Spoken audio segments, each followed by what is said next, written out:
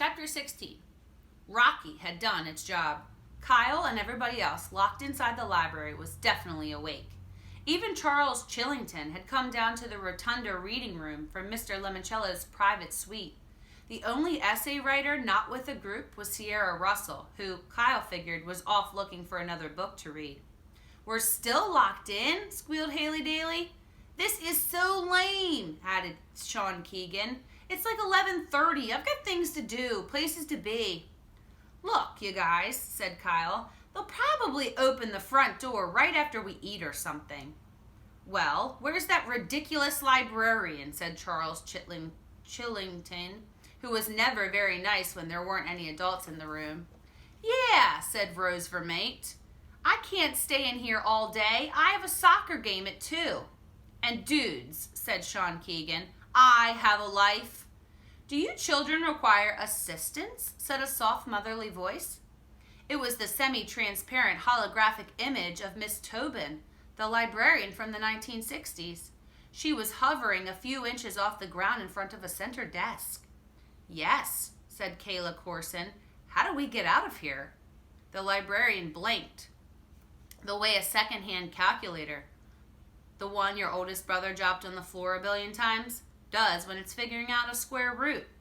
"I'm sorry," said the robotic librarian. "I have not been provided with the answer to that question." "Will we be doing brunch here this morning?" he asked politely. "I'm not hungry, but some of my chums sure are. After all, it is 11:30. The kitchen staff recently placed fresh fruit in the Book Nook Cafe. "Thank you, Miss Tobin." "Would you like anything? A bowl of oatmeal, perhaps?" "No, thank you, Charles. I am a hologram. I do not eat food."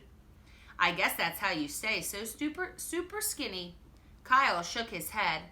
The smarmy guy was oilier than a soggy sack of fries. He was even sucking up to a hologram.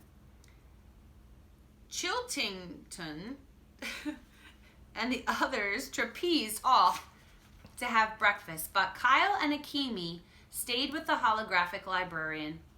I have a question," said Kyle. "I'm listening.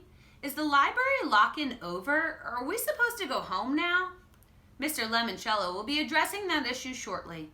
"Okay, thanks, Miss Tobin." "You are welcome, Kyle." After the librarian faded to a flicker, Akemi said, "By the way, Kyle, before we leave, you need to check out that room I slept in last night." "The boardroom?" "Yeah, they call it that because guess what? It's filled with board games." "All Lemoncellos?" "Nuh-uh. Stuff from other companies. Some of it goes way back to the 1890s. I think it's Mr. Lemoncello's personal collection. It's like a museum up there." Kyle's eyes went wide. "You hungry?" he asked. "Not really. We ate so much last night." "You think we have time to check out this game museum? Follow me."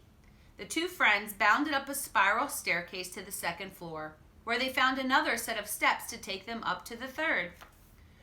When he entered the boardroom, Kyle was blown away. Wow!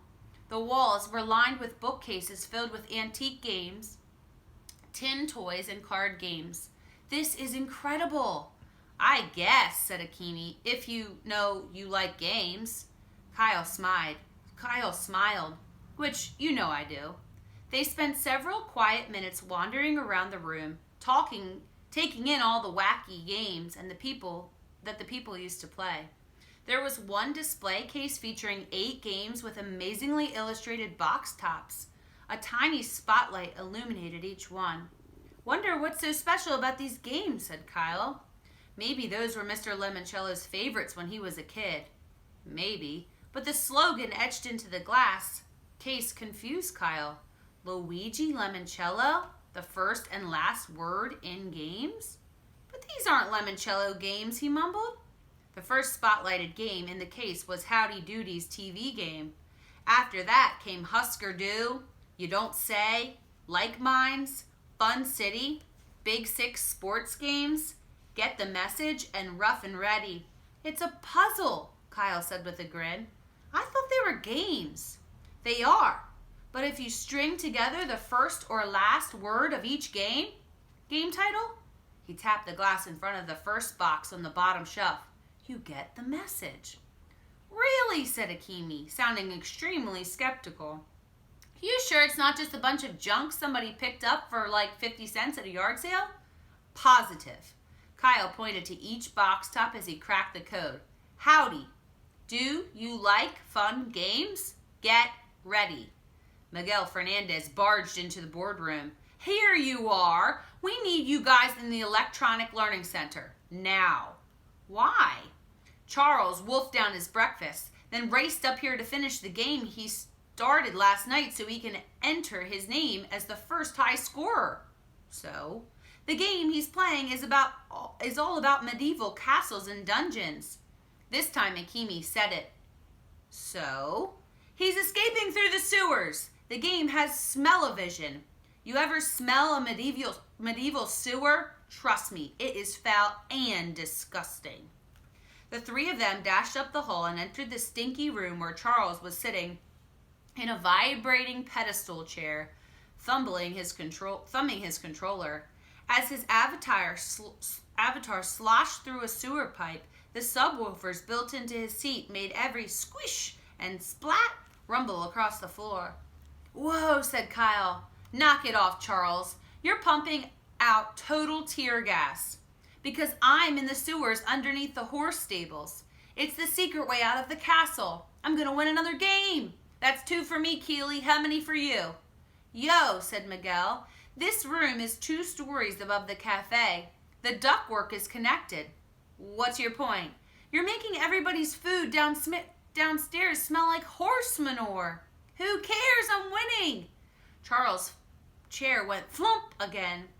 But this time Kyle smelled, pine trees? Like one of those evergreen air fresheners people hang inside their cars? Oh, this stupid thing is broken. Charles jumped out of the chair and reared back to kick it. I wouldn't do that if I were you, said Kyle. Why not? Because there's a security camera over there and it's aimed right at you.